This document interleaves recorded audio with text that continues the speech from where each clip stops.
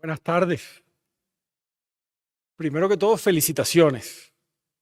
No es fácil a veces llegar a un punto en donde uno, como decía Paca, tiene que escoger entre la familia o el estudio y esa ambición de saber más, porque no todos la tienen, de seguir aprendiendo, de seguir siendo inquieto y de no dejarse llevar por lo que uno está acostumbrado a escuchar, a leer, sino a proponerse ser parte de la conversación, a cuestionar, a aprender a escuchar, porque entre más uno sabe, más se da cuenta que uno no sabe un carajo, ¿no?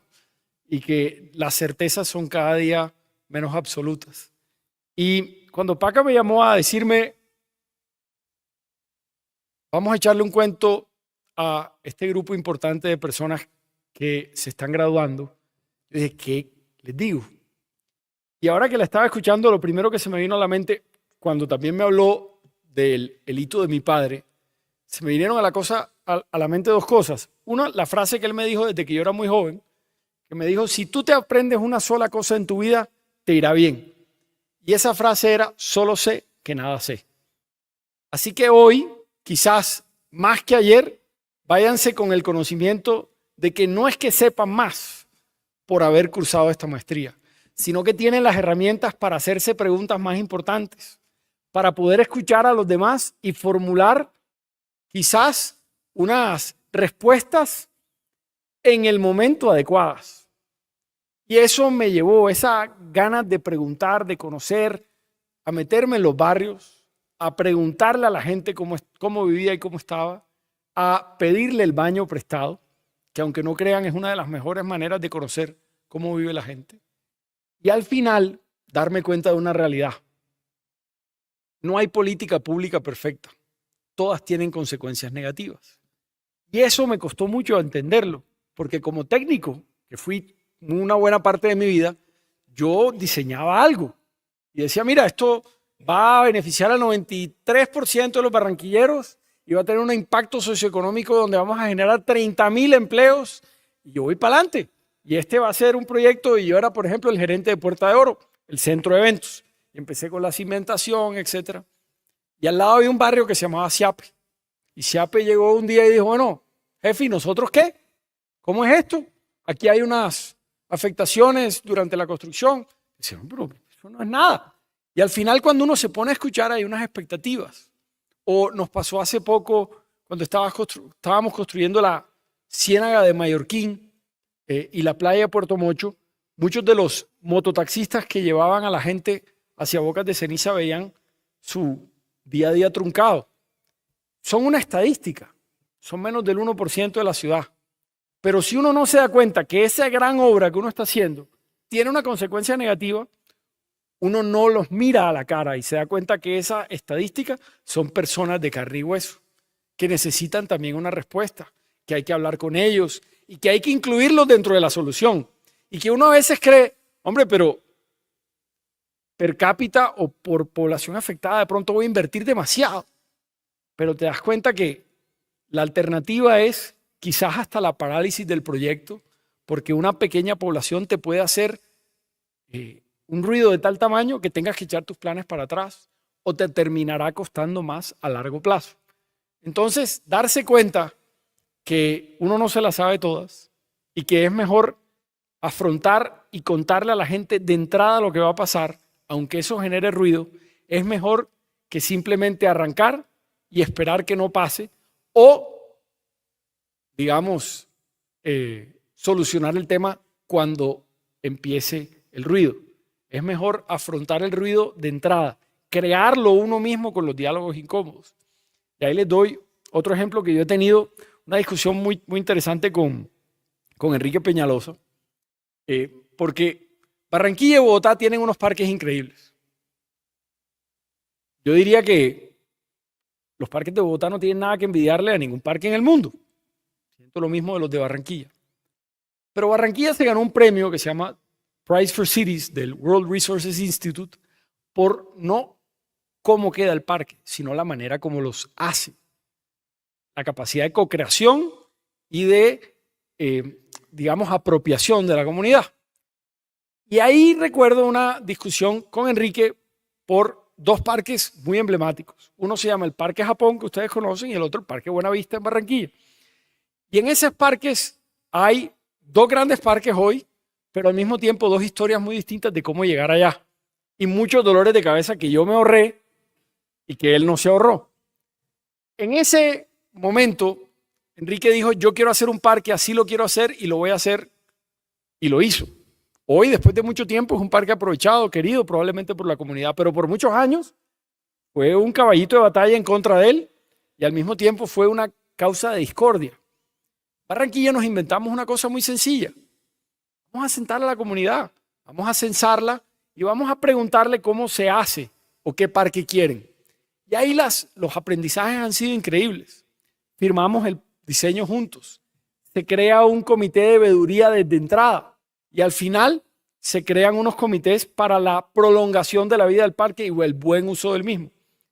Pero lo increíble es, por ejemplo, para cerrarles con la anécdota, que el Parque Buenavista, un parque en una zona afluente de la ciudad, cuando llegamos a decirle, tenemos 2.000 millones para invertir, les vamos a recomponer el parque, esto es lo que queremos hacer, y ellos dijeron, no queremos eso. Queremos solo un andén más amplio para poder trotar y hacer ejercicio. Queremos más árboles. No queremos tantos juegos porque hay muy poca oferta de parques en la ciudad y lo que va a pasar es que va a haber una afluencia masiva de gente acá y digamos que el tráfico y el parque van a colapsar. Ya no va a dejar de ser un parque de la comunidad y empezar a ser un parque metropolitano cuando no fue concebido así. ¿Seguro? Van a perder este recurso, lo que piden cuesta 200 millones de pesos, seguro. Bueno, nos llevamos la inversión, lo hicimos en otro lado, 200 parques después, la comunidad del Buenavista llegó y dijo, ya estamos listos para el parque tal y como ustedes lo querían. No peleamos con nadie y ahí están los dos parques construidos. ¿Qué lección me quedó de eso? Construir con la gente, aunque se demore más, aunque le toque a uno echar para atrás, aunque uno entienda que lo que uno tiene en la cabeza no se va a hacer y que es mejor trabajar en conjunto, aunque sea más difícil. Y ahí hay una frase famosa que dice, para llegar rápido y cerquita, vete solo. Para llegar lejos, hazlo en equipo, hazlo acompañado, hazlo juntos. Entonces juntos se demora uno más para arrancar, pero llega más lejos. Y los procesos, cuando son importantes, son procesos que demoran. Yo arranqué a los 27 años en esto de lo público. Arranqué sin pensar que esta iba a ser mi carrera. Yo venía del sector privado y seguía vinculado al sector privado y me fui enamorando del que llamo el mejor y el peor trabajo al mismo tiempo. No hay un trabajo más gratificante que cambiarle la vida a alguien y no hay un trabajo más ingrato o más difícil que cuando te enfrentas a una crítica simplemente por estereotipos o por falta de diálogo. Estamos en un momento difícil. Y cuando venía y y me recordé del nombre de la escuela de gobierno, me acordé que hace pocos días nuestro presidente llamaba a buscar la unión y que las fuerzas digamos, liberales que representaban a esa república liberal que nació en 1930 y del cual Alberto Lleras hizo parte, él la enmarca con el nombre de López Pumarejo. Y me recordaba de dos cosas. Primero, lo importante que fue ese hito y ese momento del país. En 1930 se elige un presidente llamado Olaya Herrera y arranca prácticamente 2 décadas de progreso para las libertades, para las garantías y para los colombianos. Muchas de las cosas que hoy tenemos y que damos por sentadas nacieron ahí. Un gobierno de izquierda. Sí, fue un gobierno liberal que en ese momento era considerado de extrema izquierda. No era un gobierno antidemocrático, era democrático. Era un gobierno que creía en convocar y en hacer realidad las cosas que se proponía. Y ese creo que es el gran meollo del asunto y el cual nunca nos podemos olvidar. Porque en un momento, en un país en donde los discursos y las vanidades y las realizaciones son infladas por fuera de la realidad, Hay gobiernos que han cambiado la historia de nuestro país, pero con hechos. El problema no es ser de izquierda o de derecha.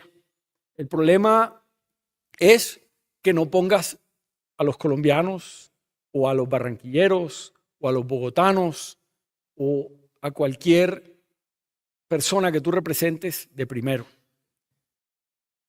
Y digamos que ahí creo yo que es una de las otras grandes lecciones que a mí me dio el paso de 17 años, de 16 años por la alcaldía de Barranquilla, de una manera u otra. Y es que cuando ustedes les den la función de ser secretario de despacho, de ser alcalde, de ser director, no piensen en qué vendrá mañana. No piensen en el cálculo político del después, porque eso les amarra las manos y les quita la capacidad de ser audaces, inclusive un poco irresponsables, de perder el miedo.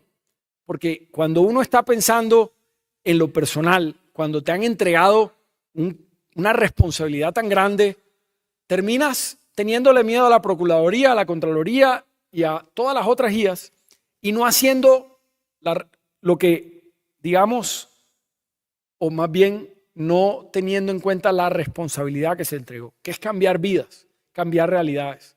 Y para eso hay una sola cura, y esa se la recomiendo que la hagan toda la vida. No importa si su trabajo es el más técnico que haya. Una vez a la semana, por lo mínimo, caminen las calles de su ciudad, visiten las obras y hablen con las personas que están ahí construyéndolas. No confíen en los intermediarios que les entregan los informes, sino que vayan ustedes mismos y dense cuenta de lo positivo y de lo negativo.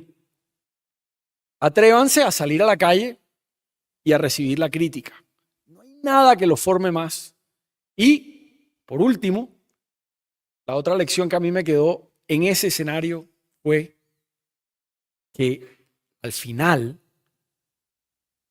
la gente tiene mucha más razón de lo que ustedes creen. Yo recibí un premio por cuenta de un proyecto que se inventó un secretario de planeación que trabajaba con nosotros.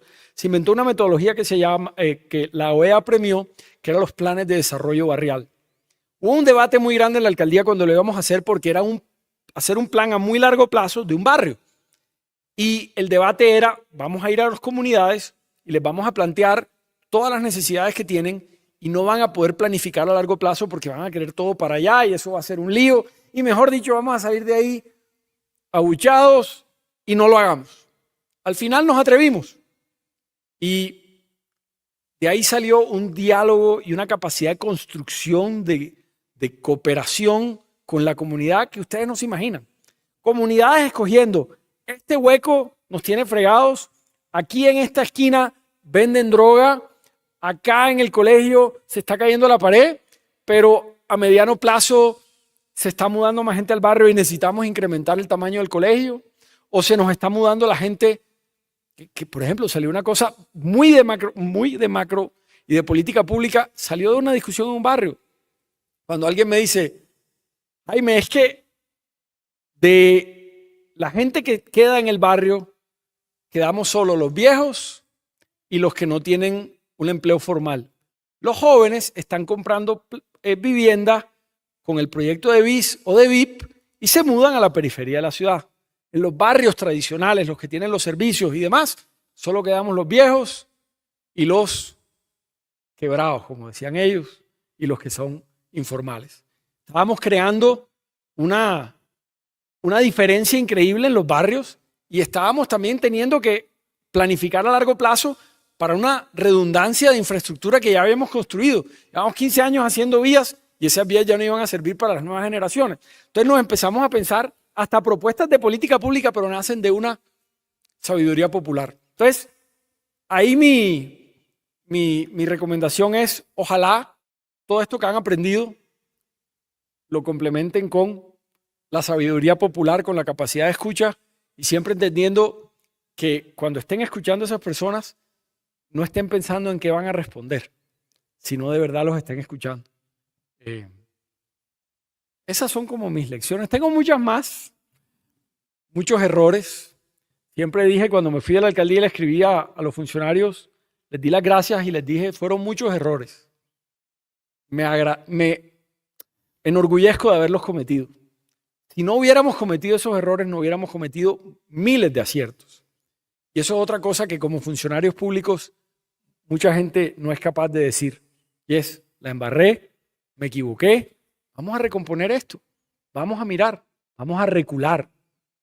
Errar es de humanos, ¿no? Todos los funcionarios públicos también son humanos. Así que, para no extenderme más y no seguir hablando paja, les quisiera decir nuevamente, felicitaciones. Están ustedes en el camino más bonito que yo creo que pueda existir, que es servir a otro. Decía un filósofo llamado Karl Marx que la segunda obra que uno le regala al mundo es su trabajo. Uno primero le da a su familia, le da a sus seres queridos, pero después le da al mundo a través de su labor y a través de la gente con la quien uno trabaja, con la que a veces pasa más tiempo que con la familia. Así que ustedes han escogido la labor más bonita, la de transformar vidas. Y Colombia necesita mucha gente que quiera, con rigor, con trabajo, con resultados y basados en la ciencia, cambiar vidas. Cuenten conmigo si necesitan un consejo, una idea, una sugerencia o un diálogo, porque creo que entre más trabajemos juntos, no importa de qué orilla seamos, probablemente construyamos un país donde valga la pena vivir. Y como digo yo, donde todos seamos capaces de soñar, no importa cómo nos llamemos o de dónde vengamos. Muchas gracias.